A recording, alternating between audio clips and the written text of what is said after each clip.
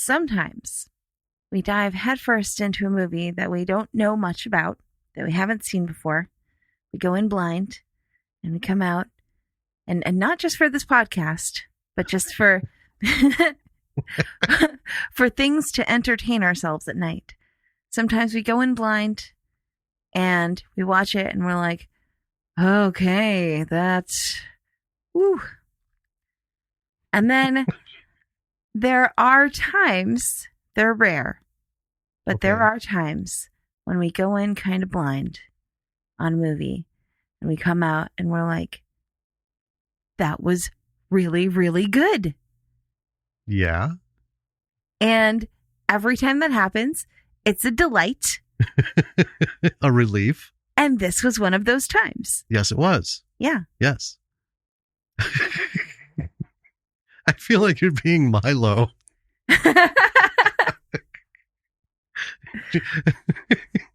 Trying to kill me by talking so slow.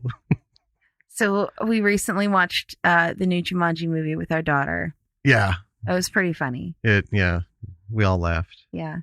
Well, but that's not the movie we're talking about. No. No, that's not this week's episode. That is hardly a B movie. Right. Yeah. But this was one of those times. Went in blind. It was awesome. Yeah. I would watch it again. Yeah. And might. Yeah. Because, why not? Mm-hmm. Well, and a lot of stuff to learn. Yeah. Do you want to roll in? Let's go. Fuck's sake.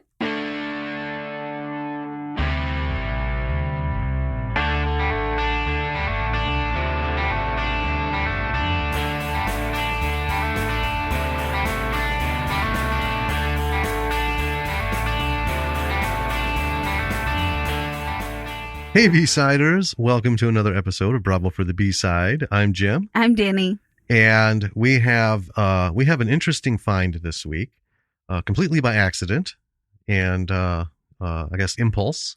Yeah. So curiously enough, was just, trying to catch up on Twitter stuff. Mm-hmm. And with all the confinement and everything going on, there are way more messages. And I one of our followers said, "Hey, I'm watching this tonight." So I looked at it and I thought, what's this? The poster for it is really interesting. It's got a lot of very bright, very visual imagery. Yeah. So anyway, I found you said it was on Hulu. Yeah. Yeah. So, I went out. That's when I came out to the living room. I'm like, okay, I want to see this. Right. As I brought up the trailer and we watched it and we're like, okay, this is it. We're going to do this for our next episode. And, it's it was a lot of fun. It was. I really enjoyed it. I was just, it was a lot of fun. Well, why don't we dive into this bad boy? I'll tell you about it. Yeah. Tell us what we've got and what it is. Okay. Well, it is a little movie called Tragedy Girls. It was made in 2017, directed by Tyler McIntyre. The writers, Chris Lee Hill, Tyler McIntyre, and Justin Olson. It was starring Brianna Hildebrand, Alexandra Shipp, Kevin Durand, and Jack Quaid. Rated R. Yes. Yeah. We couldn't find the budget. I dug, but nothing. I would estimate that it was a pretty respectable budget, higher than your average indie movie. Yeah, this looks like something that had some backers. Yes. Not, campaign backers, but some executives right. And some purse strings. Mm-hmm. But not a major studio, hence indie, hence why we're covering it. Exactly. So the plot or log line of this is best friends Sadie and Michaela are on a mission to boost their social media fandom as amateur crime reporters, hot on the trail of a deranged local serial killer. After they manage to capture the killer and secretly hold him hostage, they realize the best way to get some scoops on future victims would be to, murder people themselves. Sounds about right.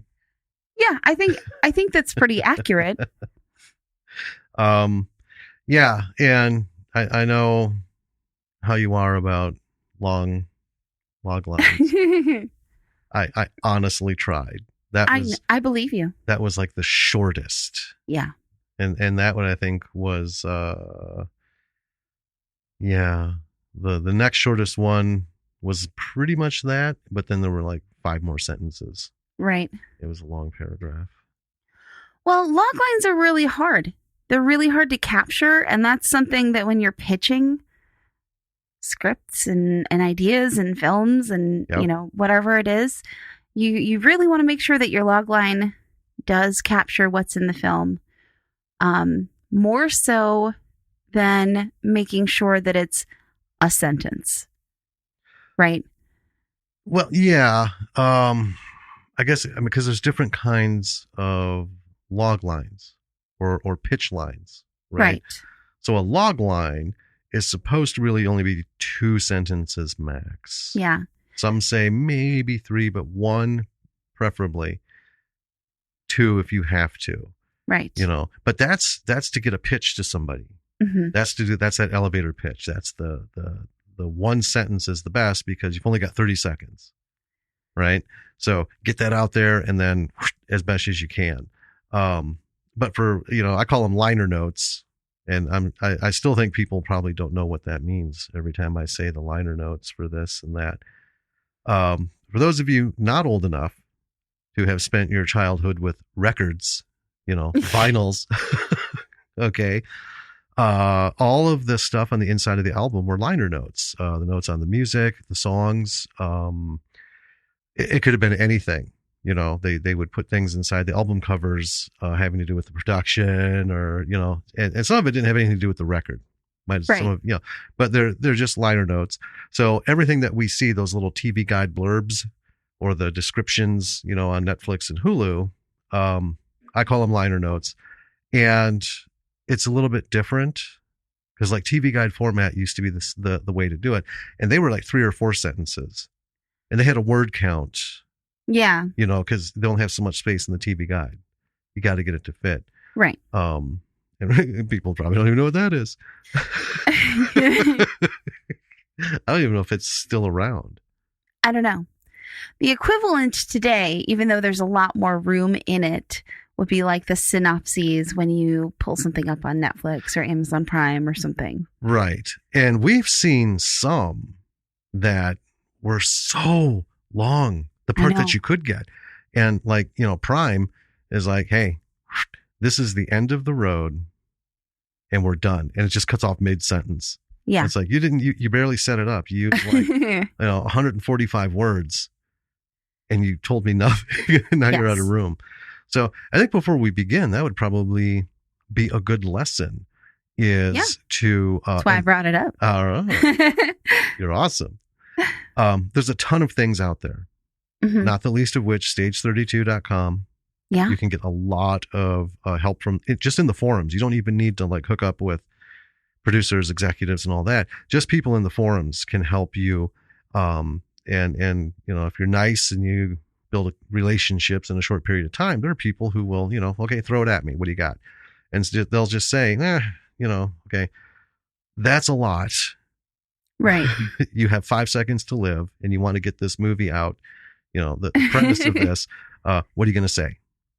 And right. Count it down, 5, 4, 3, 2, 1. Mastering the different kinds of log lines, the elevator pitch, log line, the synopses. Right. There's the comparison, which is like, Indiana Jones meets Star Wars. Right. Right. And now we have had people say, I don't bother with those. Right. Right. If you send them a pitch or you give them a pitch, they don't want to hear it. Yeah. But the most part, you should still have it.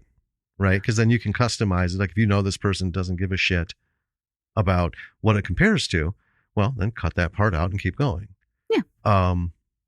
But yeah, and practicing the various types of pitches because there's a written pitch, there's a verbal pitch, there's the room pitch. So like on stage 32, if you do a verbal pitch, you've got essentially 4 minutes. It's an 8-minute session, right? Yeah. So it's like an elongated elevator pitch. Yeah. It's a super slow elevator. The first 2 minutes are going to be everyone figuring out the technical stuff and saying, hi, how's the weather? Yada, yada, yada. Yeah, the intro and the ease in. And then you want to give 4 minutes. So you want to keep it to 4 minutes for your verbal pitch so that they can ask you some questions. Yeah. Because they have other people they need to move on. Oh, yeah. to. They're like back to back to back to back to back with these. But it's good to do that. It's hard. It is hard. I prefer the written pitch. Yeah, I do, because you can spend a lot of time finally crafting it and tuning it. And let's be real, a lot of us writers, not really good at selling ourselves. No. Right? It's 3 times as hard when you are suddenly face to face with someone who can hold your baby of a script in their hands and, tear it to shreds. Yes. Right? When you're doing a written pitch, you don't have to worry about that as much.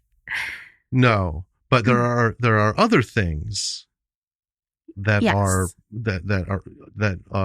a verbal pitch doesn't include, that a written pitch can drive you fucking nuts. Yes. I mean, there's a couple of pitches we've had where we've reworked and just recently I reworked 3 of them and worked out really well. Hey, requests. Yeah. So yeah, spend some time putting your shit together in a super quick, you're just like sticking your head in a cab before it pulls off from the light, get out what you want to get out. To the longer, then you got a 30-second pitch, the elevator pitch, work on your log line and learn how to boil down your content for different time frames. Because number one, professionally speaking, someone's going to have a pitch meeting with you in X amount of time, and you want to fit that. But more importantly, what if you are one of those lucky people who is actually on a fucking elevator? Because this does happen. That's why they call it the elevator pitch. Right. And maybe you're talking on the phone with somebody. Anyway, someone in the elevator is like, you got a movie? What's it about? You're on. Yeah. You have 30 seconds. Yep. Go. Have it prepared. Super important. Yes. Yeah. It is. It's incredibly important. And, when you're doing things like that, your 30-second pitch, your log line, get feedback from people. Yeah. Say, hey, I'm putting this out there for you. What do you think of it? Mm-hmm. And the simplest question to ask is, did it interest you? Right. Would you want to, see more, hear more, whatever, and it's hard. We've talked about finding people to do this with. Yeah. Face to face, read your script, present to people, we've talked, I think, before about doing a pitch for people. Yeah. And it is hard if you don't have anybody who lives in your quote unquote neighborhood, the creative neighborhood.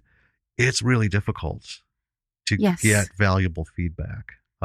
It is. And I would say with any feedback that you get, the thing that you should pay a lot of attention to are the questions that they ask you. Yes. So if they ask you something that you can address in your pitch, and then you don't have to worry about them asking that question, add it to your pitch. If it's a question that needs further discussion that you can't just plop into your pitch, just remember that question and have the concise answer for it in your head. Right. And I will say this, sometimes the questions give you an insight into when to just drop the fucking bomb on that bridge. Yes. We have had a few people ask questions where the information to the question they asked is not only in the title, in the log line, in the intro line, in the first paragraph under character setup, and the first paragraph, the first few sentences of the story. I mean, it's right there. And then they ask the question like, well, so who's this about? When you get something like that, my advice, just close the book, crumple the paper, delete the email, whatever. Just fucking move on. Because anything after that, It's not a person that you're going to be able to connect with. No, and they're for whatever reason they're not invested.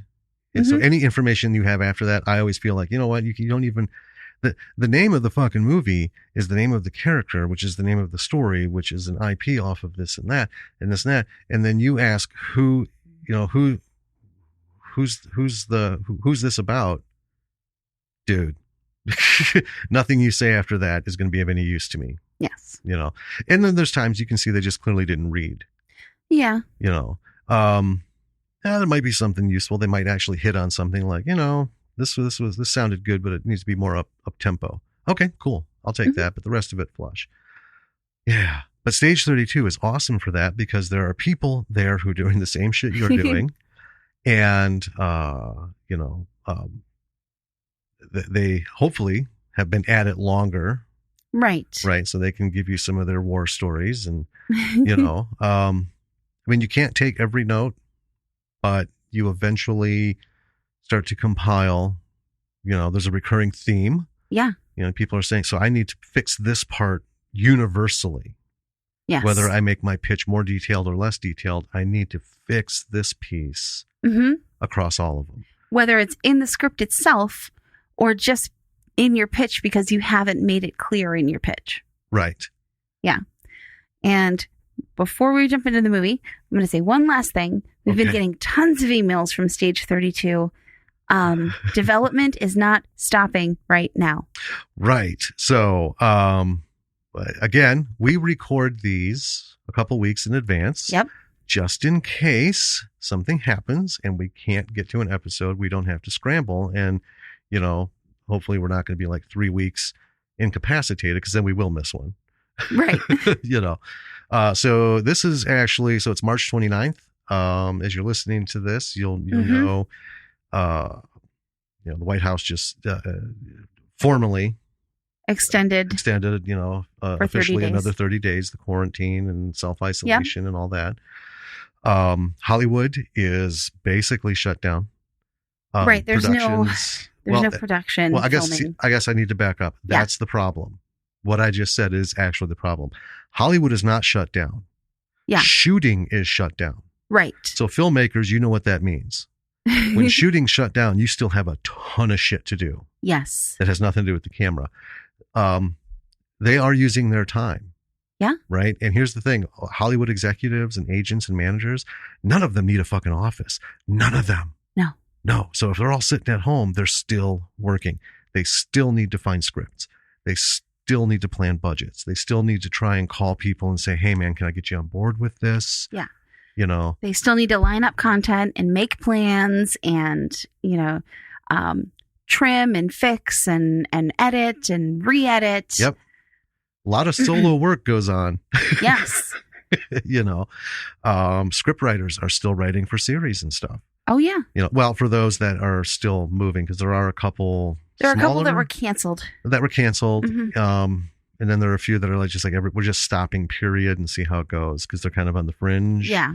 But, you know, it's a rough gig and, you know, it can, this is no different than like a writer's strike, an actor's strike, you know, a Teamster's strike to get all the equipment going. It's hard times. Yes. But like every other one of these big moments, you know, universally we'll get through it. Yeah. It's going to be hard. But, it is. You know, can't speak to everything, but, you know, for creatives, just keep doing what you're doing. You can still pitch your scripts. You can still write your scripts. You can still talk to people and get feedback on stuff. And there's 1.5 million things that you can still do. Mm-hmm. So don't stop. And just life might be a little harder. You know, people have money worries. There's you know, jobs and stuff. We get that. But you can still try and do, I mean, you can salvage this part. Yes. You know, so hopefully by the time this comes out, we will be on the upswing. Yeah, maybe? Somewhat somewhere. Yeah. on it getting better. I hope so. Hopefully we'll be at a point of recovering. Right. Yeah. So, well, let's do what what we're here to do, which Yeah. is to keep doing our podcast. Doesn't stop us. And let's start talking about Tragedy Girls. Yeah. So the movie starts out, we kind of pan into Sweetheart Bridge. We know that it's Sweetheart Bridge because there's a gigantic sign Yes. on top of the bridge I thought that was awesome. that says Sweetheart Bridge. I'm digging the music that's going on at the beginning of this movie. And then it was pretty even keel throughout the whole thing. Yeah, it was good. Mhm. You know, maybe not what I'll have on my playlist. Well, sometimes it's just not my thing, but it was good. Mhm. I mean, it was production music. Yeah. Again, it wasn't the Casio. It was tonally appropriate. Yes. And it worked for the scene. So there's a car, and there's some teenagers in the back seat. They're making out and, things that people do and at Sweetheart Bridge, as it were. And the girl hears a noise, and she tells the guy to go check it out. And he's kind of iffy about it. He's like, no, it's fine. I've got a bad feeling about it. And she really pushes him a lot. Yes. She's super insistent. She is, and very pushy. Yes. To get out and look. So he gets out and he kind of walks down the bridge. This takes a little while to happen. And as he's, a couple feet away from the car, he hears another noise, and he turns around and just gets a machete straight in the center of his face. Yes. Cleaving his head in twain. Yes. Yeah. The girl screams and runs away. And the killer follows her, and she leads him to a tripwire that just clotheslines him. And a friend turns up and tases him. And they kind of both tase him. Yeah. It's not working. It's pretty funny. But it's clear that they planned this. Yes. They explain to him, they knock him out, they get him tied up. He's in somewhere, some old shed or something. Yeah. And they explain to him that they've been following him, and they want him to teach them how to be serial killers. Yeah. Yeah. Yeah. And so they've figured him out and laid a trap and waited and waited and waited until he shows up. And there's a pretty funny line there where she's like, "Oh man, do you know how many hand jobs this girl had to give?" So the girl that was in the car had apparently been doing this a lot. Well, yeah, because Waiting. he stalks couples Mm-hmm.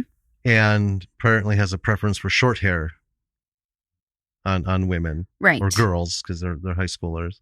Yeah. And yeah, so they go into she had to cut her hair. So good thing I look good in pixie cut. She's just like, how many dates she had to go on? How many? Right. But it was, yeah. That cracked me up because it was just, we didn't know what to expect. The trailer made it look like this was going to be kind of a fun, because there were some jokes in it. Right. And everything. But when she's like, do you know how many hand jobs she had to give? 30. Like 30. 30. And they're these teenage girls. Yep. So on the walls of the shed, as this is all going on, you can see that there's, that they've been tracking him, all of his murders. Yeah. So, yeah, they're into it. All I've ever wanted in life is a reason to have a wall like that with random pictures of stuff and yarn connecting everything. I know. We don't have anything to do that for, though. I know. Not right now, but maybe soon. I don't know. So anyway, as they're going on with, what they want him to do, we hear a noise, and we see on the other side of the shed on a table is the boy who got cleaved. Yes. Right? Apparently he's still alive. Mm-hmm. And this is a bad deal because he's taking a machete like 5 inches straight into his head and face, Yeah. right? So quality of life is going to be an issue. Well, they suffocate him. Mhm. Wasn't too hard. And I was thinking, yeah, it's for the best. There wasn't much for him after tonight. No. And so with that, we have now officially met the Tragedy Girls. Yes. All right. And next thing we see is they're cutting up the boy's body and throwing it into a vat of acid. Mm-hmm. And my thought was, these girls are clearly on top of their game. Yeah. They are into this whole murder thing. They do make a comment about how long it took them to get the mixture of the acid just right. Yeah. So in addition to what we've just seen here, we get a nice little feel for this has been going on. This isn't just like fandom. Right. For them, because there are people out there who follow serial killers. Yes. Right. And they're like fucking fans and stuff. This isn't that. These are doers. They are doers. And the only reason they tracked him down specifically was because they're like, we need an education. Yeah. And they like his style. Yeah. So after all this, they lock him up. He's tied, everything. They leave and go home for the night. So we have one who goes home to a pretty nice house and, nerdy parents kind of expected that. And then the other one goes to a house that's not so nice. Right. It's in a trailer park. Mm-hmm. And though dad seems pretty cool. He seems really nice. We didn't get the stereotypical, his gut wasn't hanging out. He wasn't in a beer food stains t-shirt. Right. Like he was a little portly and just a little bit sloppy, but not awful in any way, shape, or form. Right. Yeah. He just doesn't make a lot of money. Right. So yeah, that was cool. Yeah. So then it's the next day at school and the two girls are playing it up, trying to get likes on their Tragedy Girls page. They're on social media and they apparently have a blog. Yes. I just got to say, as much as I fucking hate social media and I kind of dreaded its presence in this movie. I did too. I fucking loved everything about it. I just wanted to say that before you go further. Well, I think that's because it was a commentary on a lot of the problems with social media. Yes. That was one of the reasons, but they also did it really well. It was fucking funny. Unfortunately for them, it turns out that the police department aren't really concerned about the disappearance of said boy. Right. Who? Yeah, there's a pretty blasé. Oh, got another one missing. Right. Or, it's like, okay. Right. And the girls aren't doing as well as they want to on their social media. No. And the police think the boy ran away. And one of the girls makes a comment. She's like, "Oh, we got one retweet today, and it was your mom." And it's like, "Good job, sweetie." Yeah. So they decide that they need to up their game. So they make a video about the different kinds of killers, like the difference between a serial killer and a mass murderer, and a spree killer. Because there are legitimate differences, and they actually covered them pretty clearly. Yeah. And there's a guy who has a crush on, for now I'm going to call her the blonde one with the short haircut. With the pixie cut. Mm-hmm. And because he has a crush on her, he edits all their videos for them. So he's done this favor for them, and then she kind of blows him off. Yeah. It's very stereotypical relationship. You can see there's some sort of, from him, yeah, and from her side, she's like, well, he's a little hunky, but doesn't see him that way, and Well, and she knows that he likes her, and she's taking advantage of it, and she knows that she is. Yes. Yeah. Oh, they know everything that they do. Yes. Yeah. So after she blows them off, we're at a smoothie bar, and they're upset over the responses to their tweets. Yes. Then they use their phone. They got a camera in the shed, so they're remotely checking in on the machete killer. Mm-hmm. And they're talking about him. And then I loved it as they're talking. One of them says, I can't believe he's being such a dick about helping us. Right. And it was so genuine. Yeah. Like, why is he being such a fucking, what an asshole. Okay. Right. But that was really good, setting how far removed from reality these fucking girls really are. Yes. Right? Yeah. This isn't like Heathers and all that shit where Right. there's just some fucking psychopath, sociopath, other path fucking people at play. These two are just so far outside of the realm of reality. It's what makes it comical. Right. Yeah. And I don't know if we mentioned earlier, but the guy was not about helping them at all. He woke up tied up after being electrocuted with these girls, and he was like, I'm going to fucking kill you. Yep, I'm going to cut your throat, pull your heart out through your fucking chest cavity. Yeah. And they were like, whatever. Mm-hmm. So then they start talking about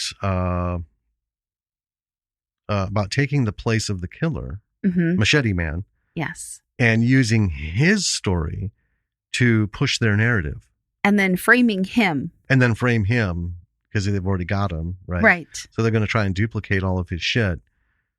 And so the tragedy goes, and that was the thing, is we didn't really get, even at this point, what their fucking site was really all about.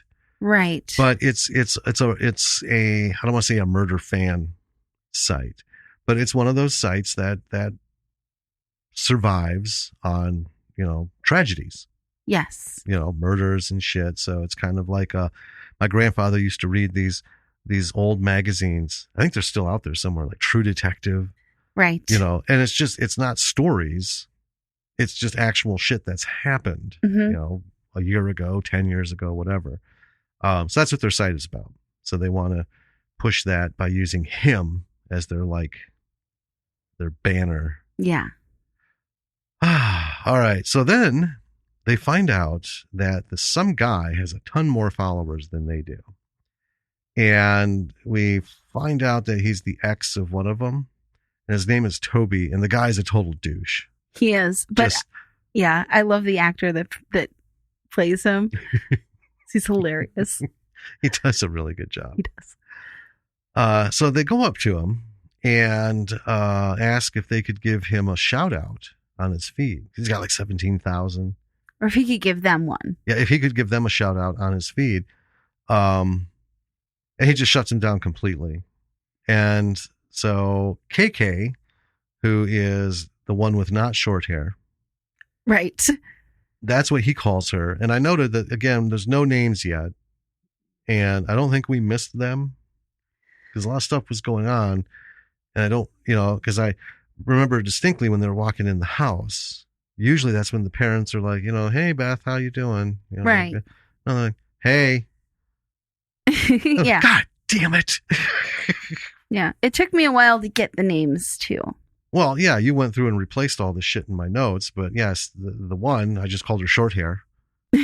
And then this one I kept calling KK because I didn't catch it. By the time I did catch her name, her full name. Yeah. I'm like, well, it's too fucking late to change.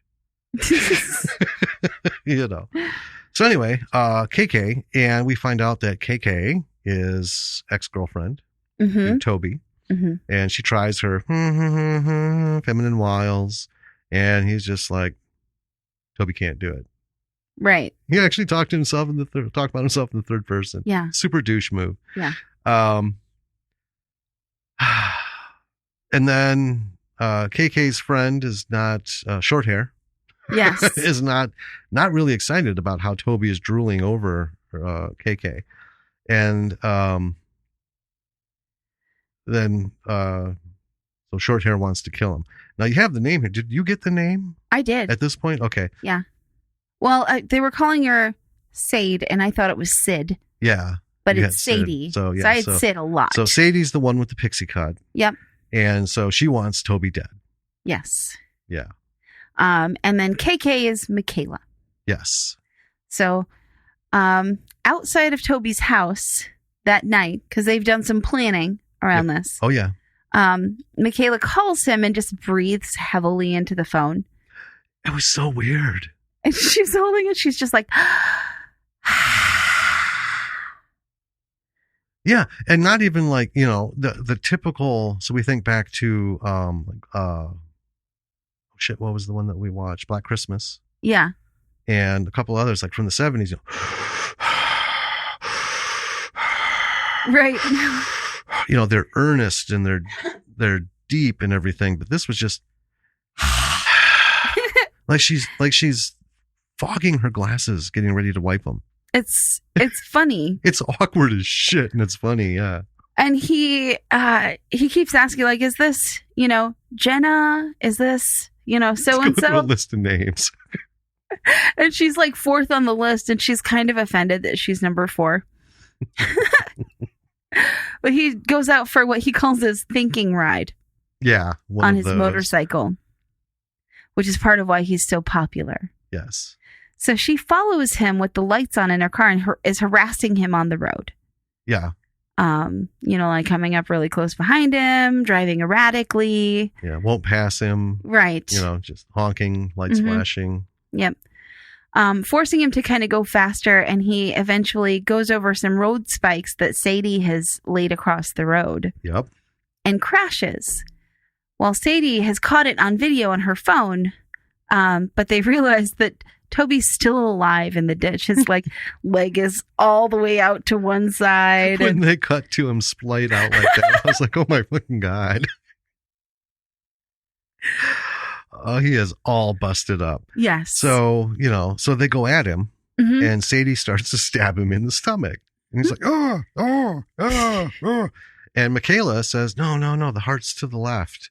Yeah. So Sadie moves over to the left, but she keeps stabbing him in the fucking stomach, right? She's like, I'm trying.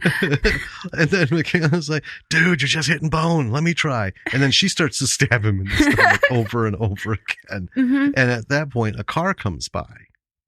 And Michaela is, stops stabbing him, and she's keeping him quiet while Sadie runs up and basically sends the driver away. Everything's fine, all this and that. She gets back, and Michaela is making out with Toby, who by this time is dead. Yes. That was creepy as hell. It was. And she's like, oh, dude, what the hell? So at school, they're going over their story. And there's a reporter there. And it turns out the death is being ruled as an accident. Yes. And they're trying to push the murder point, mentioning multiple stab wounds. Like, well, what about all the stab wounds that we heard there were? And they're just like dejected. It was all for nothing. Yeah. Another fucking accident. Yeah. So now they've killed 2 people. And both of them. Well, no, Bridge Boy, Machete Man killed him. Well, he cleaved him, but the girls killed him and disposed of his body. Well, I suppose. So there's been 2 deaths. But they didn't leave evidence of him. Right. Yeah, they just, okay. Right. And neither death has been as splashy as they wanted. Oh, it's a dead thud. Yeah. This isn't helping them at all. No. So another blow comes when the head cheerleader / snooty person. I called her Snooty.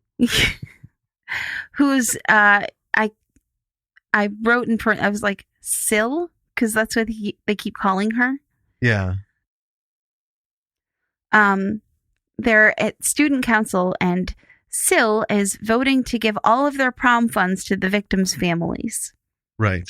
Of these 2 recent deaths, and they're like, no. We need to have prom. We're not going to cancel prom. Well, and she was a junior, right, on the committee, because that was one of the things. Well, when you get to a senior, maybe you'll understand how important prom is. But right. We are not giving our fucking money away. Yes.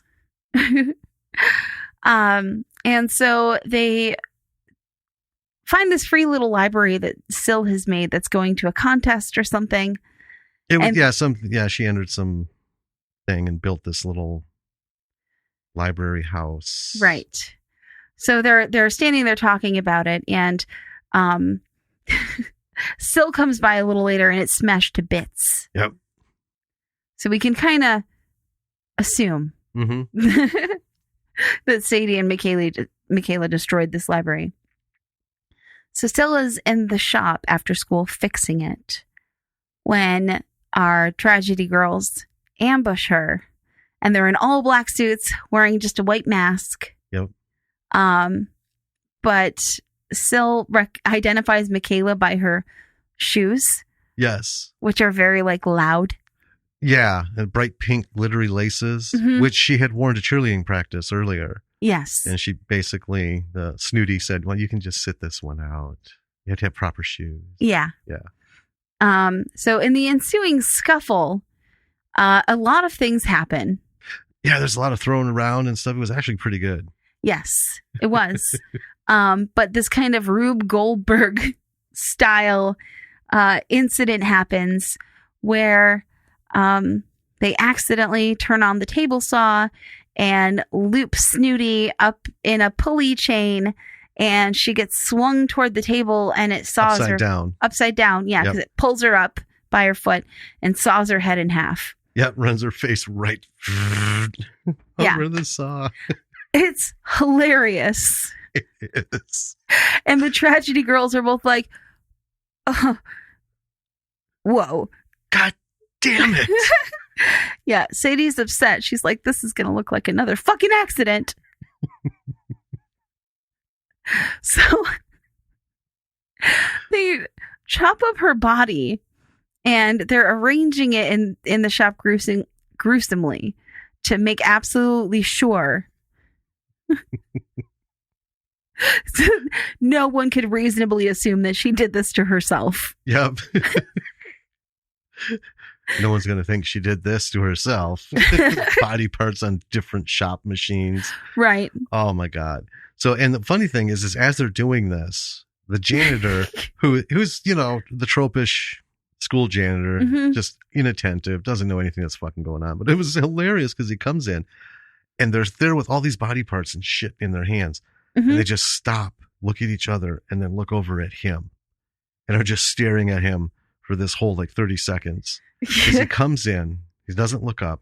He starts emptying the trash can by the door, does some shit, puts a new bag in it or something, and then leaves. And then turns the fucking lights out. Yeah. Oh, man. So the next morning, Snooty's lackey, I named Lackey. She's, it's the snooty popular girl who has the one, I don't want to say friend, but the follower, the servant. Right. The less than. Yeah. Yeah. So this girl walks into the wood shop and Snooty's body parts are everywhere and her head is fucking spinning around on some shop machine. Yes. And of course she loses her shit. Yes. It's funny. So the next day, the tragedy girls are relishing the new attention, because they've been telling the whole town about, there's a spree killer on the loose. There's, something's going on. And now obviously something's going on. So everyone's like, oh, you guys knew all the time. And they're getting tons of likes and, they're on their phones all day as they're going through the school. And, the Crusher boy who does their videos, who likes Sadie, is suspicious of Michaela. And his name is Jordan. And he says that his dad, who is the chief of police in the town, of course, wants to bring them in for interfering with the investigation. And they're like, yeah. Yeah, they're all excited about it. Yeah. And then we have at Syl's memorial, Sadie and Michaela have been asked to speak because they were on student council with her. They cheerleaded with her. Yes. And they had Jordan make a memorial video for her, and it's cheesy, and they're just basking in this, she was taken too early and blah, blah, blah. And then the fire chief stands up and he's like, we're going to get this son of a bitch. Steals the spotlight from them, promising to find the killer. And they're not happy that the spotlight has been taken from them. No. They're pissed. So they decide they're going to make him the next target. And he's a big dude. real big. Yeah, he is. Yeah. And it's at this point, there's a teacher in the school who I thought was the counselor, because when one of the deaths happened, she was like, if anyone needs to talk, I'm here. Yeah, I thought so too. But she's just a touchy-feely teacher. Yeah. I guess. Yeah. So there's a little pan shot of her at the funeral, and I was like, she's super fucking fishy. I know. I don't like her. Anyway, just a side note there. Well, yeah. we get back to the shed. Michaela is now alone with Machete Guy. And he's starting to get into her head, telling her that Sadie is always bossing her around, that Michaela is more like him. Right. And, you can't trust Sadie. And he's trying to talk her into, release me. And it'll be you and me, kid. We'll go out there and just fucking kill everyone who gets in our way. Right. And, looks like she's listening and pacing and stuff. And then all of a sudden she just starts fucking laughing. Mm-hmm. She's like, you can't get between me and my BFF. All right. So then we cut to them stalking the firemen. Mm-hmm. So they seem to have an elaborate plan. So he's at the gym. Yes. Right. Or no, they're stalking him. They're stalking him. Yeah. Oh, he's seeing the teacher. He's seeing the fishy as fuck teacher. Yeah. And then we're back to Jordan, who is at the station trying to talk to his dad, telling him, hey, the girls have found something. And he gets blown off. Mm-hmm. Right. So they go into an office and the sheriff goes into a little speech. And apparently Jordan's mother was killed by the Machete Guy. No, she was killed in mysterious circumstances. They didn't say that she was killed by a serial killer. Made it seem like that to me. Yeah. That's what I got out of it. Anyway, so Dad gets called away. And of course, Jordan right away hops into the computer that's logged in, even though they weren't in there previously. And his dad didn't log in when they walked in. But apparently one of the sheriff's department's computers is sitting there wide open. So Jordan goes to work and starts looking up shit. Yes. Just want to make a point. Okay. It's not a serious movie. I get that. Right. But I'm going to go back to know a little bit about how shit works before you include it. Okay. I have no fucking intention of spending 5 minutes in anything we write about the process of making concrete, because I know fiddly fuck all about making concrete. But I can fucking promise you, if we had to, I would go out and learn how to make concrete. I went out and learned a little bit about the process, of mason work on headstones. Right. Just a little bit, because we only need a little bit for the little tiny short we want to do. It just bugs me. Anything with computers bugs me, because there's it just doesn't make sense, Anyway, just don't do it. or learn how to incorporate it better. I mean, they could have gone in. His I don't know. His dad could have logged in at least for some reason. That would have been something. Yeah. Right. Because it didn't. Because the way Jordan looked, he's like, and you're like, oh, this is sneaky. But then my first thought is, well, why is he so fucking worried? Apparently this shit is just wide open. Right. So no one's gonna care if he's, someone comes in, he's like, what are you doing? Tetris. Anyway, I'll get off my soapbox. So, the fire chief is at the gym. Right. I don't know how many times they needed to say chief there, but chief doesn't feel like enough. Chief. Okay. So, the girls have a plan. Michaela's going to go in there and she's going to use her wiles. Yes. They've got a drug or something that they've got to make him a little weaker, because they're like, he's fucking big. Yeah, in their planning stage. Like, why do we even need that? Because he's fucking huge. Right. Yeah. And Michaela's really excited about going in and doing this herself. Right. So she does go in and she manages to drug his water bottle. Not super smoothly, But it's pretty sad, actually. it is. It's, ooh. Anyway. And she keeps trying to get him to drink it, like really obviously. When Sadie out in the car gets a text from Jordan, who says he's on his way to her house, which could mean that their cover's blown. So Sadie goes in to kind of hurry stuff up, and Michaela's pretty annoyed about it. They get into a scuffle with the chief, and they're not doing too well at taking him down. No. Because he is big.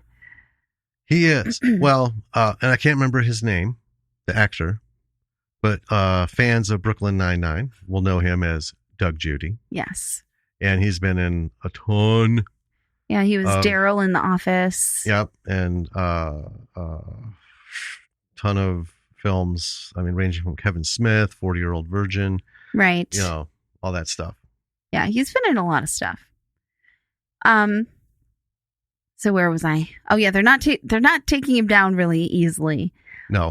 But finally, after a really long fight with him, Sadie stabs him, and they kind of like crush his skull open. It's so weird to describe.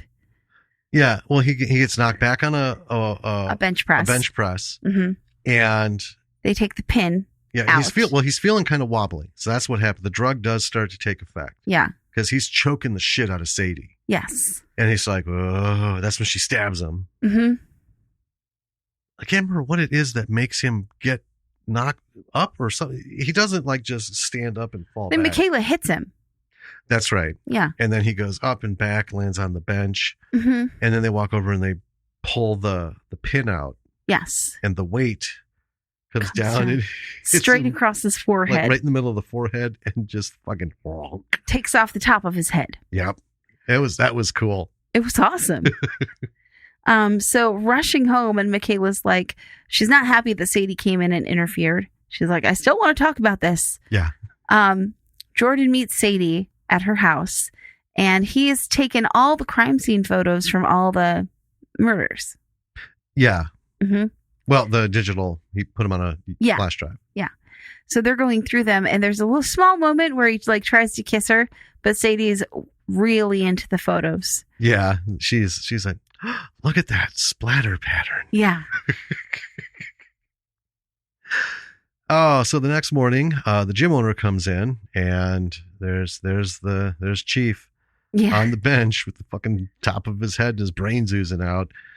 And then we cut to Michaela. She's being woken up by her mom, and school has been canceled as there has been another murder. Oh no! And so then we see Sadie and Michaela at their little slushy shop, right? And they're like getting all tingly and perkly over 105,000 followers. Yes. Yeah. So now there's going to be a town meeting. Mm-hmm. And the mayor, then the sheriff, are telling people that they need to stay calm, adhere to the new curfew. And then suddenly everyone's cell phones go off. And it's a picture of Chief on the weight bench with his fucking top of his head missing. Yes. And then everyone starts chanting, "Remember Al." Mm-hmm. That's his name, Al. And remember Al. And Jordan looks at the girls with suspicion. Well, because just before everyone's phone went off, he saw Michaela pull a phone out of her bag and fiddle with it. And then a second phone. Yeah. Yeah. So then we're back at the shed, and Machete Man has finally broken loose. Yes. Now it's night. Mm-hmm. So the town's doing a night march. They're all marching to remember Al. And Jordan sneaks into somewhere and finds a file on Michaela. I think it was the school office. Okay. Student records. Possibly. Yeah. Anyway, the march is going through town, and the girls check in on their phone. They realize that their pet killer is missing. Yes. Uh-huh. Or this is actually right after the march goes through town, and they see the mayor has been impaled on a light post. I had a hard time with that one. It was funny as shit. It was funny. But when you look at it, you're like, okay, so Physics? it's like 23 feet tall. Yeah. And physics. Flagpole. It was a flagpole.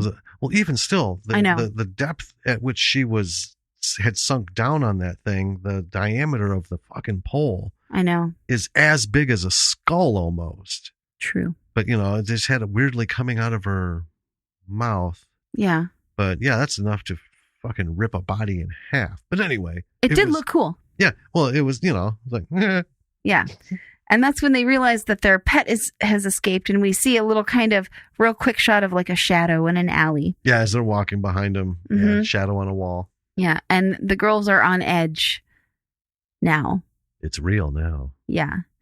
So the next day at school, the news team who ignored them before, Mm-hmm. the reporters all over them, asking if they're afraid the killer will target them next because of their blog and everything. And they love it at first. And then it's clear to both of them that he's following them. Yeah. And then it's not so exciting. Right. So now we see him with the chief, and they want protection. Mm-hmm. He says he can't spare it. Not going to do it. And they start getting pissy. He says maybe they should stop checking their locations online and they wouldn't be followed. But they'd rather die than stop checking their locations online. They actually say that. Yeah. I'd rather die. Yeah. Yeah, whatever. Okay, so now they're in class and the weird fucking teacher starts slamming them for their bullshit, calling them sociopaths because of their blog and their website and unfeeling and this and that. So they get up and leave. A little bit later, Jordan tells him he needs to quit because his dad needs his help. He can't help them with videos anymore. Yeah. Michaela goes apeshit on him and says the sheriff is useless and was useless when Jordan's mom was killed. And then they all leave. Mm-hmm. They all go their separate ways. So now Michaela's saying Jordan needs to die. And right. Michaela now can't find her second phone. Mm-hmm. She says Jordan took it. Sadie doesn't want to kill Jordan. Michaela's pushing it. She says, it'll be fine. I'll just slit his throat in his sleep. It'll be quick. So Sadie says, well, he's her friend, so she'll do it. Right. Yeah. Fucking these two. At Jordan's house that night, he gets a text from Sadie that says she's outside. He invites her in. And he confesses to her that he sees a lot of red flags for Michaela. So up until just then in the movie, I was like, he's suspicious of both of them. Yeah. But turns out he's only suspicious of Michaela. Apparently. Yeah. And Sadie's sitting next to him, and she's got her knife, the same one she stabbed the fire chief with, in her hand, kind of hiding it, and she accidentally drops it off the bed. Yeah. So as he's talking, she's trying to grab it, retrieve it, still look interested and sultry and nonchalant, right? Yeah. She can't quite manage to get it. So they talk for a while, and then they start to kiss, but they hear a sound.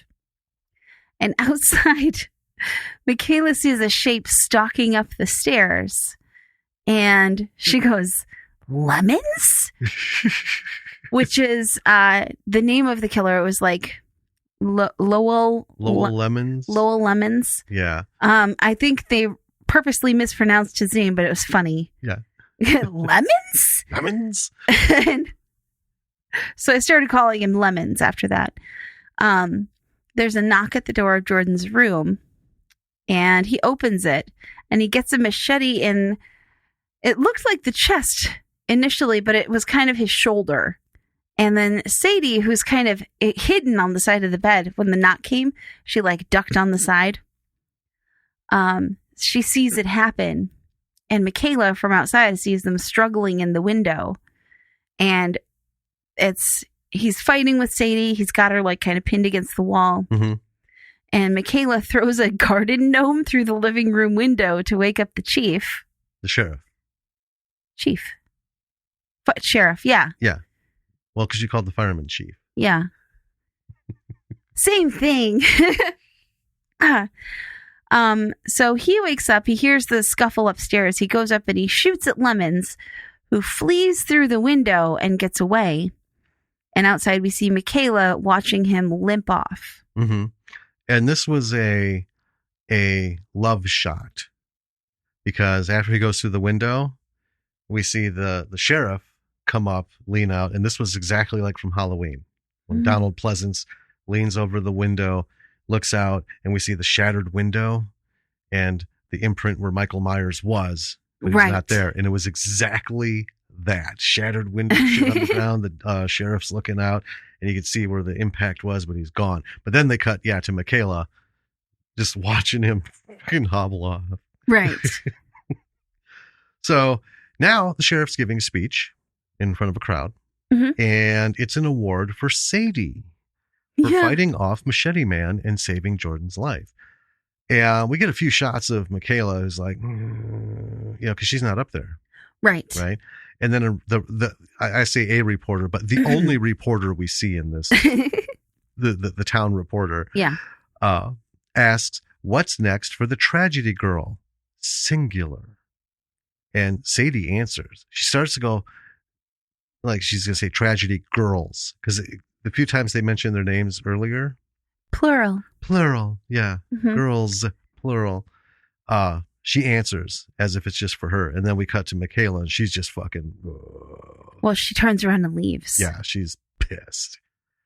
So now we're in the gym, and they're doing prom stuff. We get all that set up and shit. So Michaela shows up. She needs to talk to Sadie. And they start arguing as vaguely as they can in front of everybody. Right. So the shit they come up with, instead of saying what they're actually arguing about, it's kind of funny. It's like about prom decorations. It's just weird. Yeah. And then Sadie just says she never needed Michaela, and then Michaela storms off. Yes. So then we get the we're separate now montage. Yeah. Of them doing stuff alone. Yep.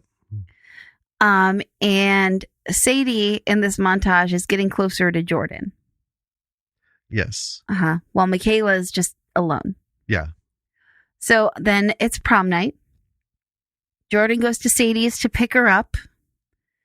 And Michaela is at her house. She's in her prom dress. They're taking pictures of her parents. And she goes out to her limo, and her driver is none other than Lemons. Yes. And it seems like they've teamed up after all. Yeah, they did. So at the prom itself, Sadie's dancing with Jordan, and she seems really just blasé about the whole situation. Like she's not there in her head, right? Yeah. And she keeps looking around for Michaela, who's not there. So Jordan apologizes for saying all those things about Michaela, because the killer attacked him in his room. It was obviously not Michaela. Right.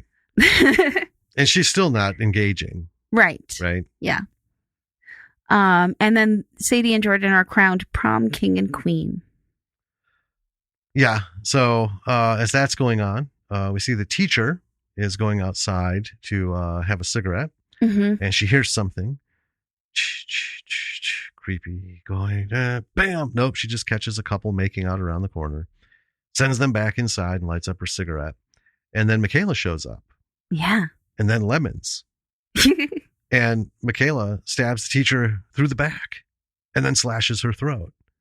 Yeah. And that was the first full-on fucking hardcore, no bullshit murder. Yes. Right? Holy God. No accident.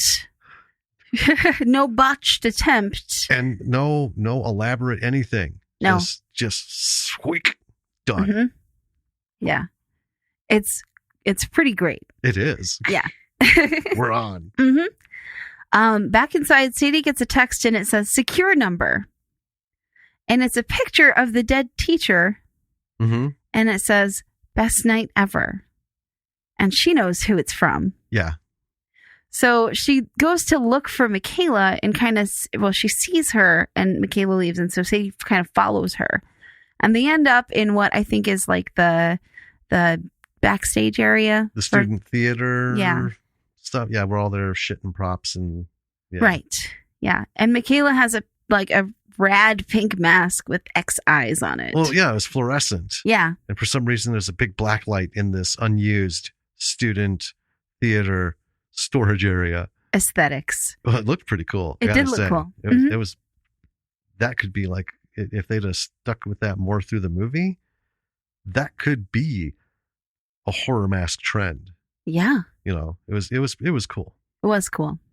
I liked it. So they talk about as kids, how as kids they killed Jordan's mother. Yes. That was their first kill together. Yes. And meanwhile, Jordan he followed Sadie and he's been listening the whole time. Yeah. Because they have this long talk with each other. And then Lemons enters with his machete and he is gearing for Sadie. So, yeah, he comes out and there's, oh, so you're going to kill me now? And Michaela isn't going to kill Sadie. Right. She wants to save her. Mm-hmm. And she wants them to finish their plan. Right. So there's a plan. Mm-hmm. We didn't know about this plan. We knew about the website stuff, but apparently bigger plan. Big plan. So Jordan, listening, knocks over a scene wall. There's a short chase. Lemons is starting to turn on Michaela because, he wants to kill. And she's like, no, I told you don't hurt her. And he's just like, I just need to fucking kill. Right? There's a struggle. And then she ends up shooting Lemons in the head. Michaela and Sadie hug. Jordan is like, what the fuck? And he wants to call the police. And Sadie ends up killing him by wrapping a stage rope around his neck and pushing him. So apparently we find out they're up on a platform now. They got up on it during the scuffle and fight. Yeah. So anyway, he's hung. He dies. And then we cut back. Now both girls are wearing fluorescent masks. Only Sadie's is green. Right. We got pink and green glowing. So they go into the gym and start lighting the decorations on fire, the streamers and shit hanging off the walls. I thought, okay, weird. And then all of a sudden, everybody's texts, their phones go off. Everyone gets a text. And it's a picture of all the doors being chained shut. Right. All the doors of the school. So the entire prom burns to death as Sadie and Michaela watch outside. Yeah. Well over 100 students. Yep. They're all locked in the school. Yeah. And so, wow. Yeah. That was the plan, I guess. Mm-hmm. Holy shit. Huh.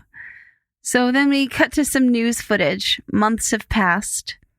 The sheriff has resigned. The Rosedale Ripper was identified as Lowell Lemons, the machete guy. And the Tragedy Girls have millions of followers, a book deal, and full scholarships, and they're off to college. Yep. They got away with everything. Yep. And that's it. Yeah. That they're off to their next chapter in life. Movie's over. Roll credits. Yep. Whew. Now I know you have something that you immediately wanted to identify about this movie. I did. So I really liked that this movie had two truly awful characters as the protagonists. Yep. And like there was no one that they were playing against or playing off of, They didn't even have a good guy antagonist. No. That they were up against. And that they succeeded in their plan. Yeah. This movie was about these awful girls and they won. Right? Yeah. and on to possibly a sequel. Right? Here's the thing. And in real life, good doesn't always triumph over evil, but a lot of people seem to think that it should in film. Right. And in fact, we've written scripts where the main character isn't a good person. Right. But isn't this bad? Oh, right? Well, yeah, not on this level. Well, we do have one that the main characters are pretty much this bad. Worse. Oh yeah, even, that's true. You know, but same thing. Yeah, it's they're not awful, but yeah. But hey, anyway, and this was a great movie, even though people don't think that evil should triumph in film. Right. Right. And I mean, there's like tragedies, right? Stories. This wasn't a tragedy, this movie. Don't let society dictate how your movie should end, and don't kowtow to execs who say that no one will like your protagonist if they're not good, if they don't have anything redeeming about them. Right. It's bullshit. Right. Because the whole redemption thing, what is redeeming? Okay. This isn't a story of two emotionally, psychologically scarred young women who, as children, were pushed into this weird fucking dementia thing where now they're interested in murder. Because clearly before we kick off the first opening credits, they've already been at it. Right. Right. And they have a plan to do more.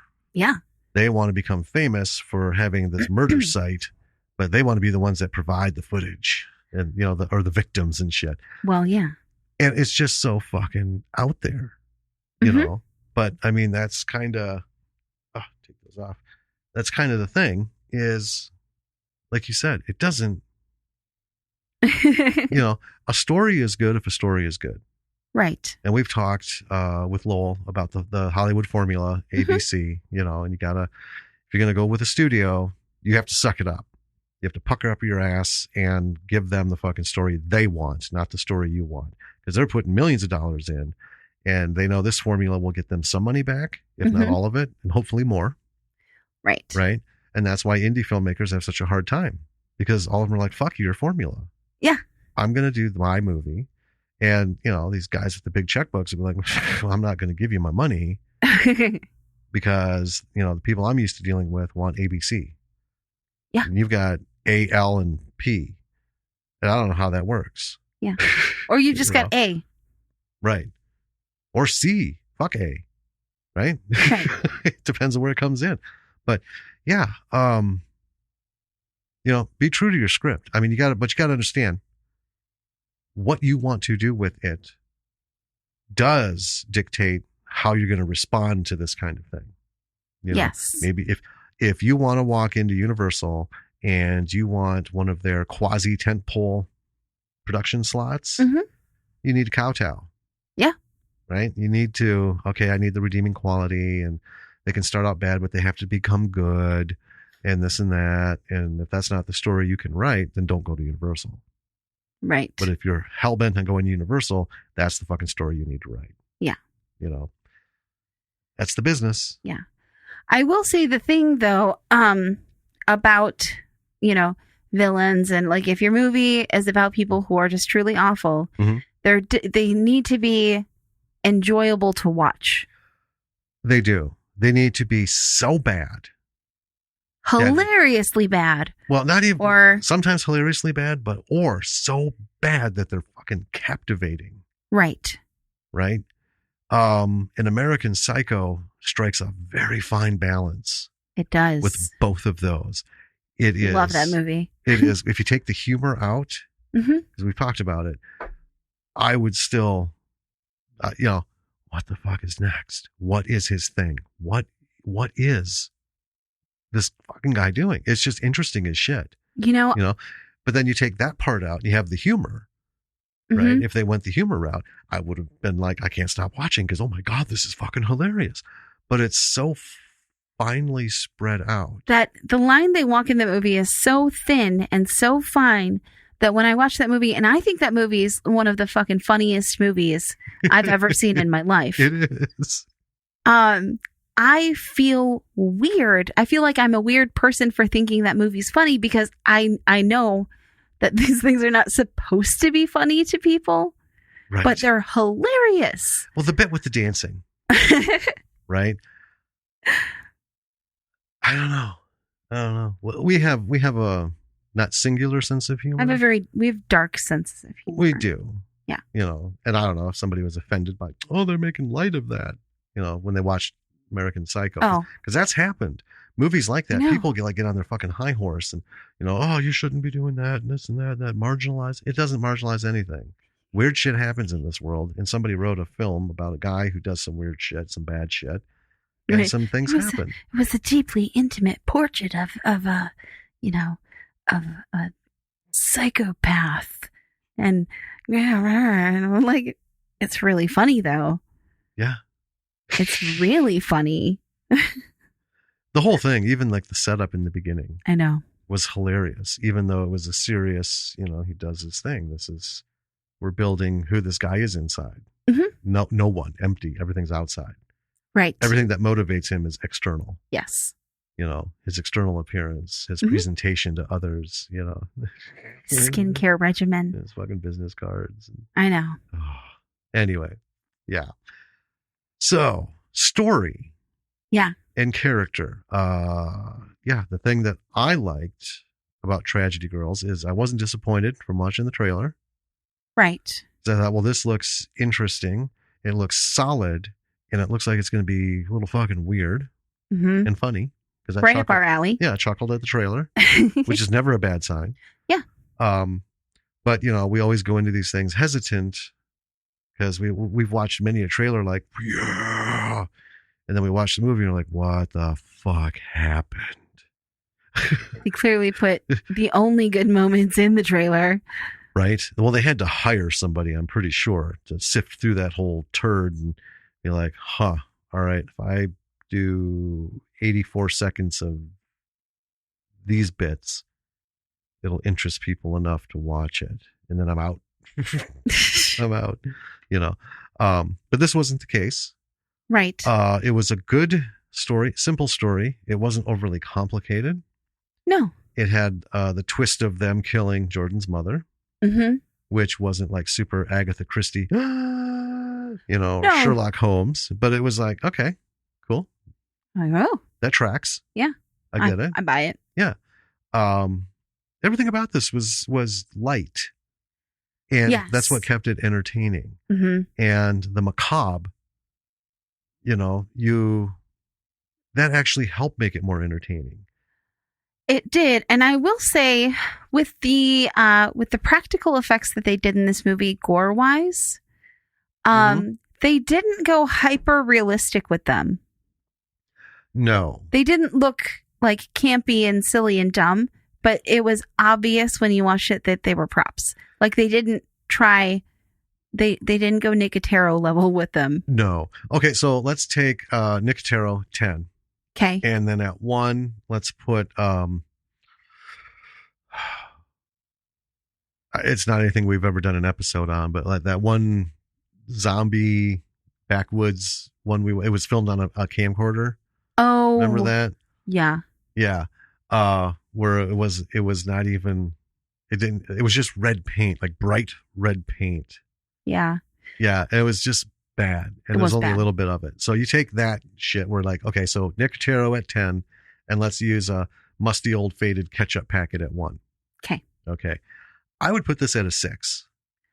Yeah. And I think that was intentional. Well, yeah, but it fit perfectly. Yes. Because we obviously we weren't questioning what happened. Right. All these people, it was pretty fucking clear. But it wasn't like, this movie is certified to be 100% anatomically correct. Well, yeah. I think that it was intentionally done it was intentionally done a little less than hyper realistic, because if it had been hyper realistic, it would not have matched the rest of the tone of the movie. True. Yeah. So, I mean, because we saw the head come off, and we saw the brains. Yeah. And you can right away, a horror fan sees that and goes, oh, that's pretty cool.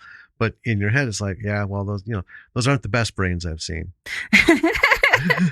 Right. Right.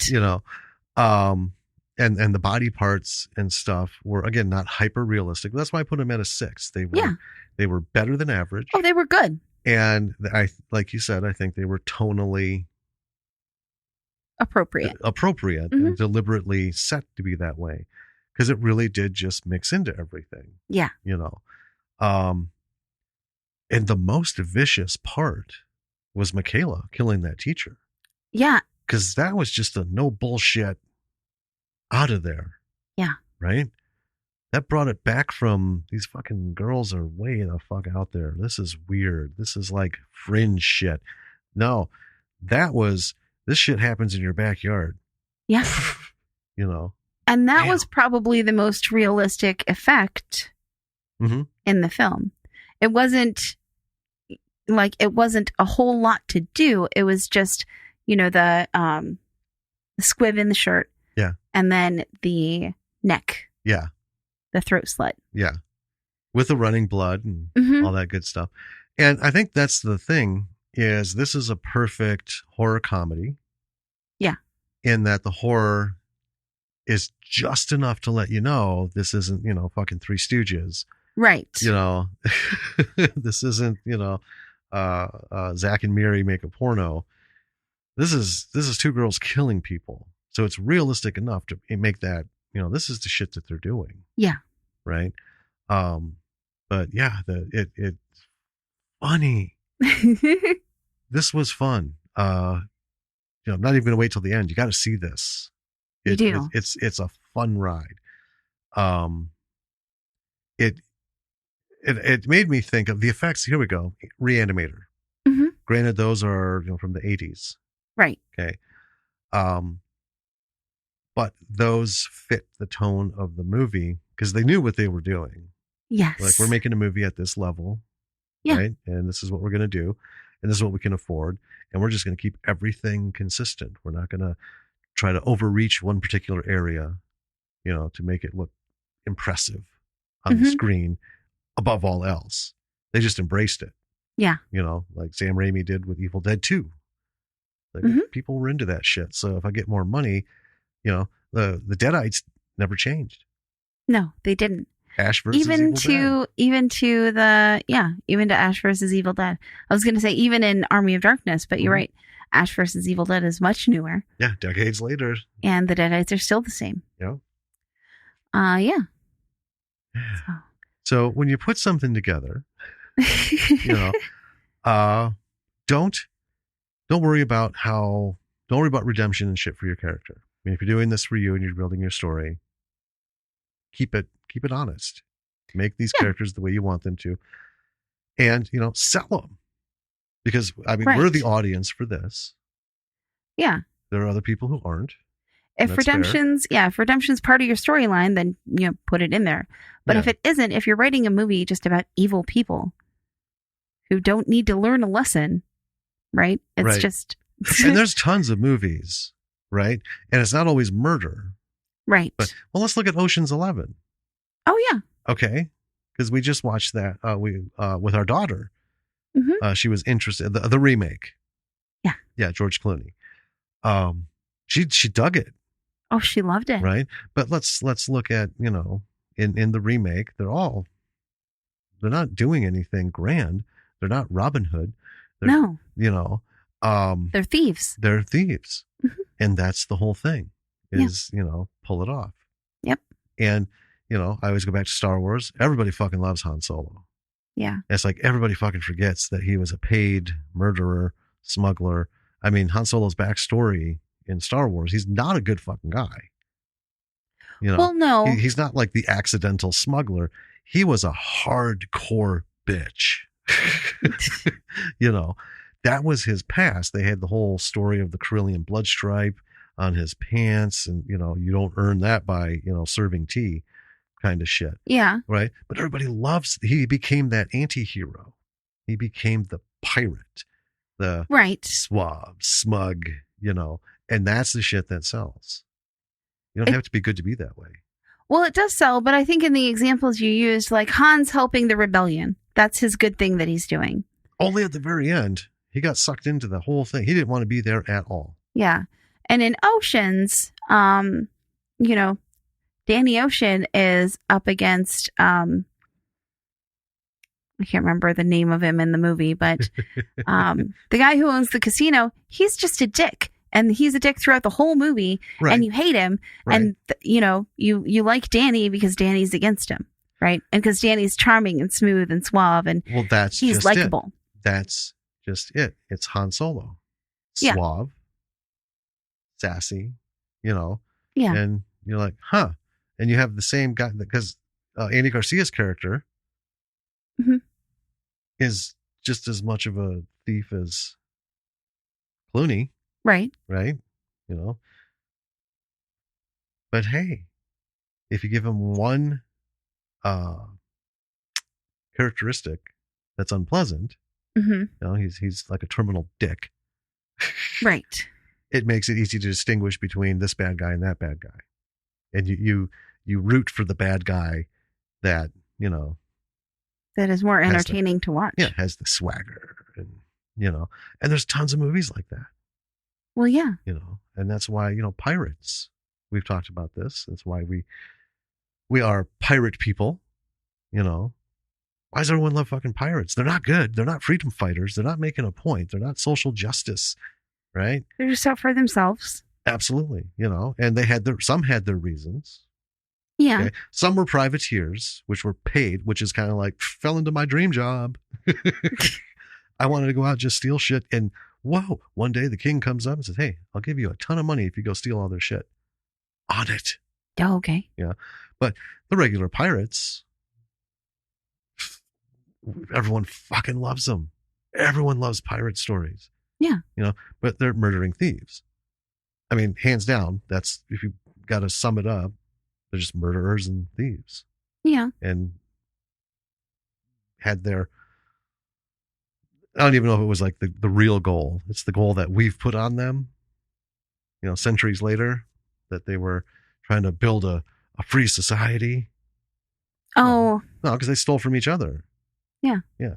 But, you give a pirate a little swagger. give him a good line. Boom.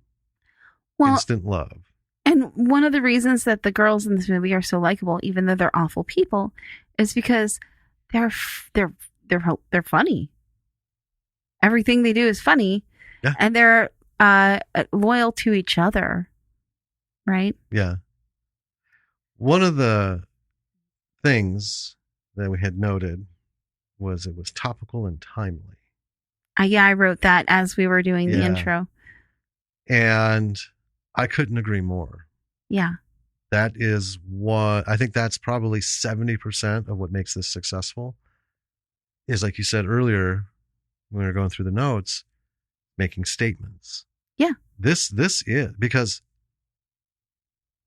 folks, all you need to do is log into Instagram and Twitter and just blindly fucking, fill your feed full of shit. Do hashtag this, hashtag that. Just see the stupid shit that comes up. Oh my fucking God. And especially right now, the internet is getting so weird. But yes, I will. I will close the door on that one. We won't even get into it. But it's the thing that right now matters so much to everyone is how many likes do I have? How many followers do I have? Da da da da da da da. I need, I need to make sure that this aligns with my personal brand. Right. Oh, I'm gonna drink some coffee. Oh, keep talking. I don't want to. I said I wouldn't, and I'm not gonna. That's it. That's a separate. It's not a movie thing. But it's the subject of this movie. And it is definitely a statement on that toxic, vapid shallowness that is pervasive because of social media, and movies do this all the time as statements, and it works. Yeah. I mean, I guess all I want to say is social media amplifies the stupid. Because all of this, that's why I hate it so fucking much. One, that's time suck, but that's the thing, is what these girls are doing is so not too far off the ridiculous levels that people reach to get attention for their YouTube channel, their Twitter feed, their fucking brand, right? It brings out the stupid. And I could honestly see that was the fun of watching this. I'm thinking, I wouldn't fucking put this past anybody out there doing it now, or have tried. Yeah, to let's make a site and let's do some nasty shit, and we get both our jams on, right? Yeah, we can not get caught, but we can be famous for it at the same time. Well, yeah, that was the whole jab of this movie. Basically, is that if you're not on social media, if you're not doing well on social media, then who are you even? Right. Well, yeah, Toby. Which is, You know, it's unfortunately reached that saturation level where so many people are on it that if you want to have a business or, you know, do anything that you want to reach anyone, you don't have any choice but to be on it. right. Well, we're on it Well, yeah, we are. because where else do you advertise a podcast? Can't do it in the newspaper. Well, I mean, you could do it on the newspaper. You could do it on television. I last checked, and our advertising budget is just a little shy of the $250,000 that we would need for 3 months of regular advertising. So, yeah, it's Twitter.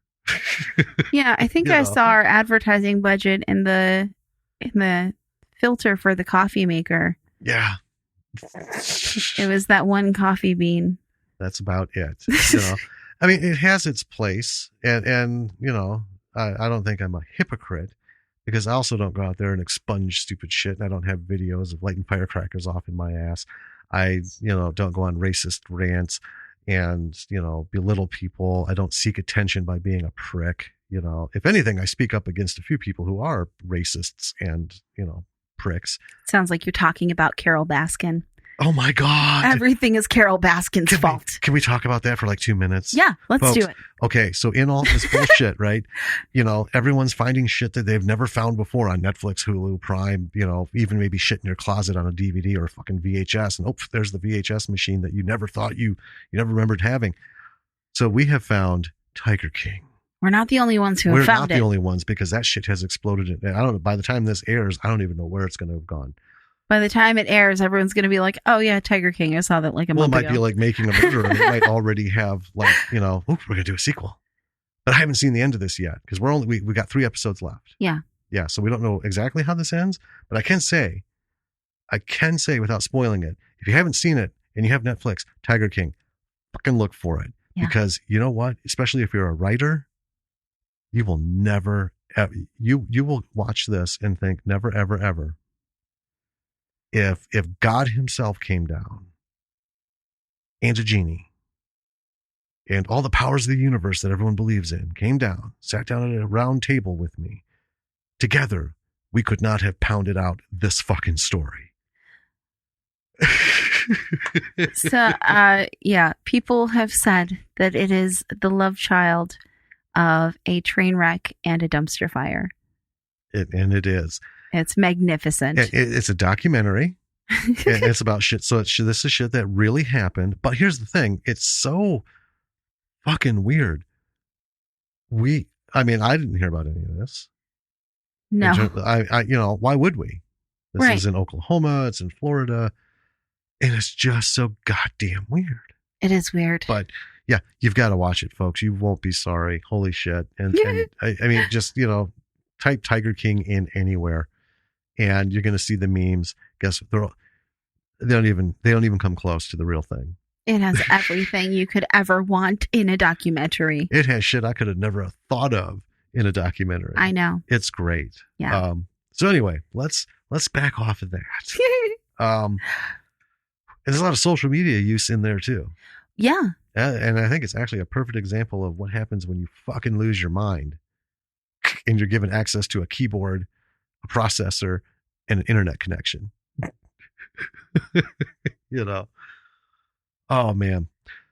I don't even know where we were at. All I know is this was a good movie. It was a good movie. And it needs to be seen. Yes. So the story, it was tight. It was simple. It was not trying to be too big for its britches. It was well paced, well written. Yeah, extremely well paced. We took a break because it was one of those, like, we got to talk about this. I was like, pause it. I'm trying to catch up. Yeah. Yeah, there were some moments where things were very bang, bang, bang, bang, bang. Mm-hmm. Watching it's not a big deal, but when you're taking notes, it's a little... Right. And we did have to stop because it's like, you know, just like with another Wolf Cop, it's like, okay, hold on. I know. Gotta catch up. It's going to be hard to talk about a movie when we're like, so I sat down and watched this movie And then there's these two girls, and then it was over. Yep. Well, it doesn't help. That's a 2-minute podcast. Minute and 50 seconds of nothing, and 10 seconds of the film. So, the whole anti-hero thing, the bad guy thing, and I think those are actually different. The anti-hero isn't necessarily a bad guy, but that's big. To me, that's pirates. Pirates are the anti-hero. Right. They have their own vision of glory, but so did the the Legion of Doom, right? Yeah. We have the Justice League. We're going to help everyone. Legion of Doom is, well, we're just going to rule everyone, and that's going to help everyone. Yeah. Yeah. There's a difference. They're different things. Yeah. But just roll with it. Do it. Make it work, and then like everything else, share it with somebody, see what they think and stuff. The music, again, can make or break a film, but you were right. Yeah. It was tonally perfect for what this was. And, everyone did a good job. Yes. Their, Lemons was not campy. No. There's a little kind of like standing on the edge of his little monologue. I'm going to cut your fucking heart out and slit your throat and, this and that. Yeah. It was. He was a pretty one-dimensional character. Yeah. Well, he didn't need to be anything else. Right. Because it wasn't about him. He was their, he was their prize, their ticket. Yes. Yeah. And they didn't say it, but you surely did get the sense that they wanted him to teach them all of his, shit so they could get like top-notch kills. And then once they were done, you knew they were going to fucking kill him. Oh, yeah. I mean, yeah, it was like they had that conversation, but it was pretty clear. And that was the tone. They did a really good job of setting that. Yeah. Cinematography, it was great. They had money, so clearly. The editing was pretty good. In looking up like the budget, I found a few bloopers people pointed out. Like when the pickup truck comes, there's no spike strips in the road. They never showed her pulling them off. And I'm like, well, I don't count that as a blooper because of the way it's edited. She's filming all this shit, and then Michaela's there, and they're watching the video. So clearly some time has passed. Yeah. Right? And then we hear poor Toby. Like, what the fuck was that? I don't know. I mean, what would you highlight? I mean, just all the things we talked about, it's okay to have a villain be your main character or two villains, as long as they're entertaining to watch. And,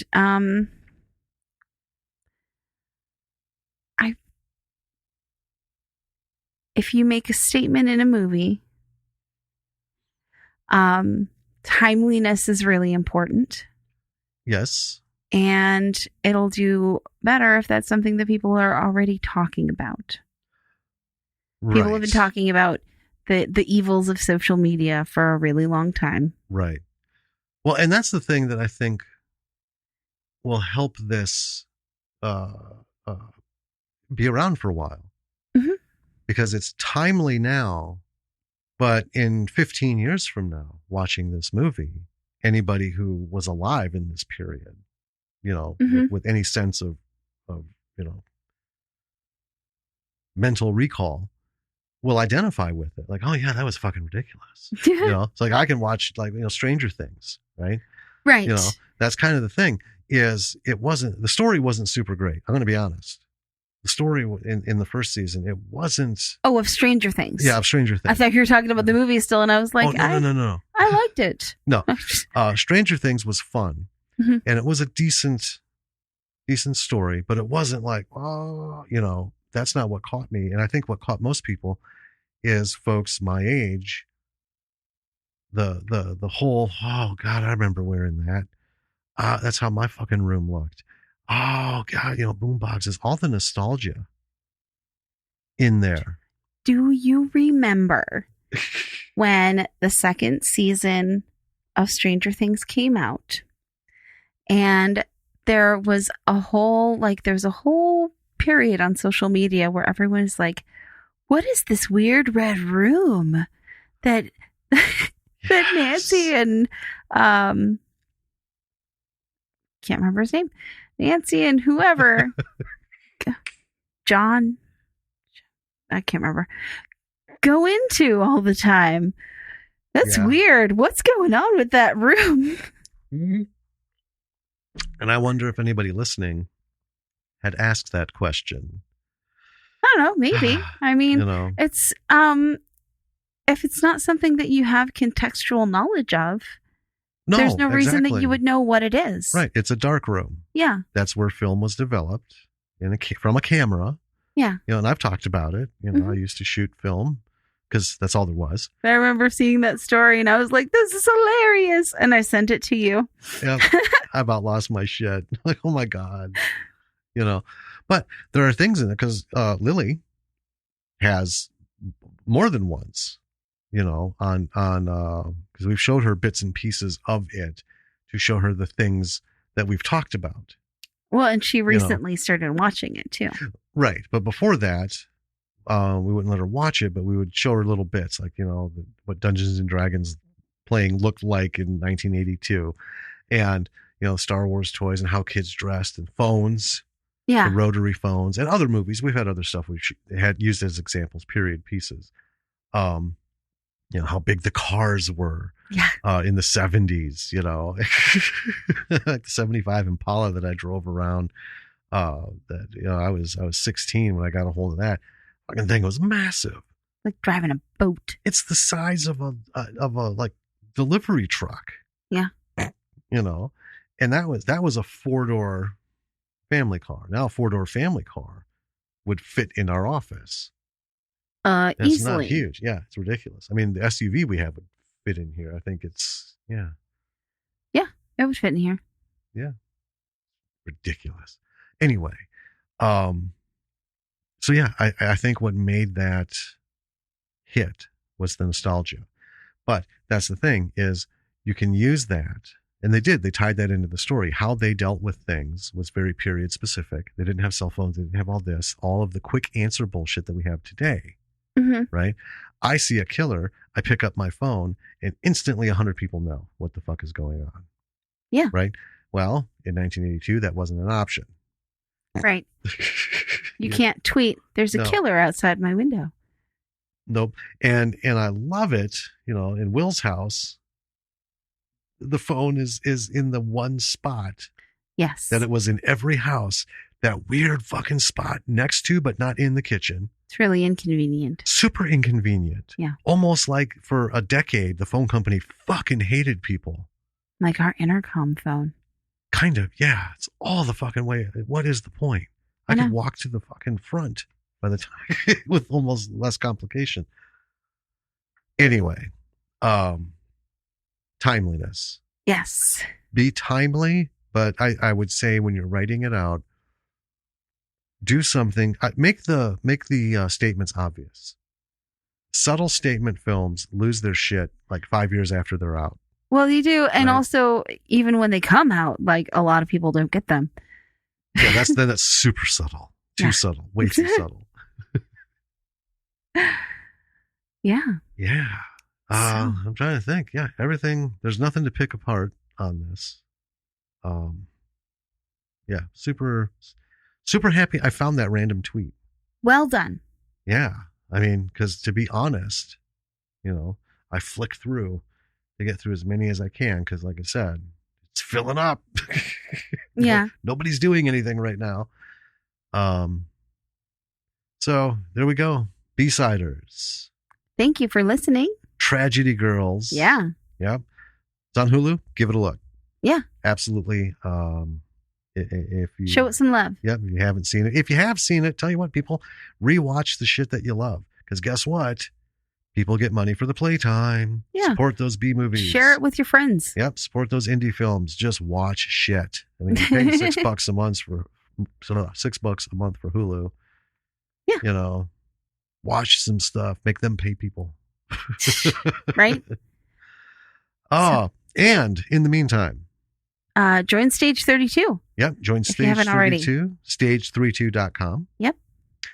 And get in touch with everyone because guess what? Everyone's got time. They do. Start talking to people. They do a introduce yourself weekend every weekend. So that's perfect time to join up and just put out in the introduce yourself forum. Hey, this is who I am. This is what I do. You will get people asking you to join their network and people will be talking to you. There are some like regulars who are constant, community supporters. Yes. Go get them types. Yeah. It's awesome. So make use of the time. It's a great community and it's a virtual community. So it is social distancing safe. Absolutely. 750,000 members worldwide. Make some connections, folks. And take a stop at our website. www.lordsofmisruleproductions.com and see what we got going. We have links to podcast platforms so you can subscribe to the podcast. Wherever you get your podcasts. Yeah. We have our podcast page. Yep. So all the episodes are there. You can listen directly on the site. Yep. You can click on our Patreon link. Check out our Patreon page. All of our podcasts are free there as well. If you become a patron, you get some extra stuff. Yes. Some extra posts and little tidbits of things. And social media. Twitter, Facebook, Instagram. And we do have YouTube. I'm going to bring this up because I'm toying with the idea of videoing our recordings.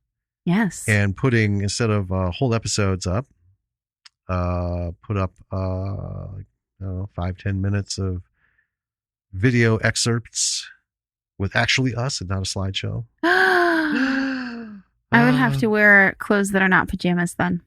Oh, I could just, zoom in tight. More than anything, I got to figure out where to get two cameras placed in here. Well, then that's like, I suppose maybe. But then we can't see each other if it's like up here. Oh, what if we have them there? I was thinking like, get that, put one there in that corner. I could put but see, the problem is the tripods for these fucking cameras are like wide. I know. Right? So I'd have to see what I could do. Which I just want to say before we go, really excited about this episode because we redid The Office. That's right. This will be the first one with our new setup. Yeah. So instead of being 3 feet apart, we're 6 feet apart. Yeah. Maybe even almost slightly 7 more. Yeah. Yeah. Move shit around. Your mic's not picking me up. Mine's not picking you up. Oh, it will a little bit. Well, but not as a twinge. Yeah. Still got to mess with some stuff. But yeah, it's kind of nice, a little more professional and comfortable. Yeah. We have our own areas. Yeah.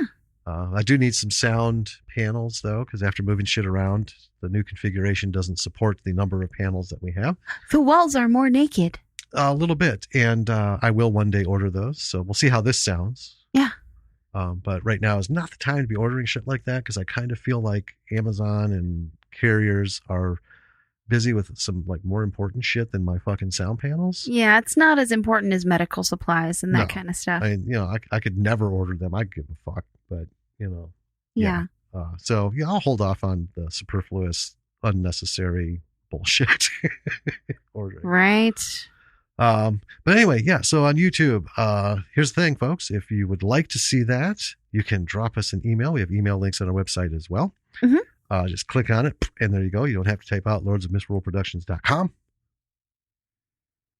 In part of the email address, just click the link. If you'd like to see both, because we have some subscribers who listen to episodes in video format, even though it's just a picture of the movie poster. Right. For the video. If you'd like to have that and have some video excerpts, a couple minutes, here and there, let us know. Yeah, we'll prioritize it as a thing. Yeah, because if that's your thing, here's the deal. If I can do less, I'm going to. If you don't want me to do less, speak up. And that's fine.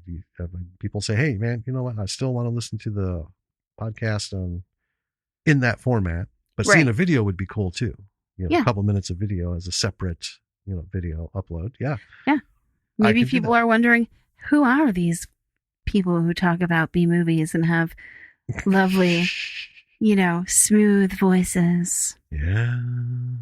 I'm sure that's what they're saying. And then they'll see us and they'll be like, oh, They're nerds.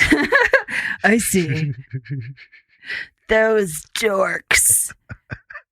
Like IT crowd. Standard nerds. Yeah. All right. I think that does it. We covered everything. We covered the website, the links. Become a patron. If you're listening, subscribe, Rate, review, please. Thank you. It helps so much. It does. On whatever platform. Yeah, because I don't know. There's some magical, mystical bullshit involved with that. I haven't figured it out yet. I actually, honestly, don't think it fucking matters. But the mediaverse says it's important in like 100 different forms. None of them can agree. But anyway, please do it. Just make us feel like we're, not talking bullshit. And that's going to do it. All right. So, thank you for listening.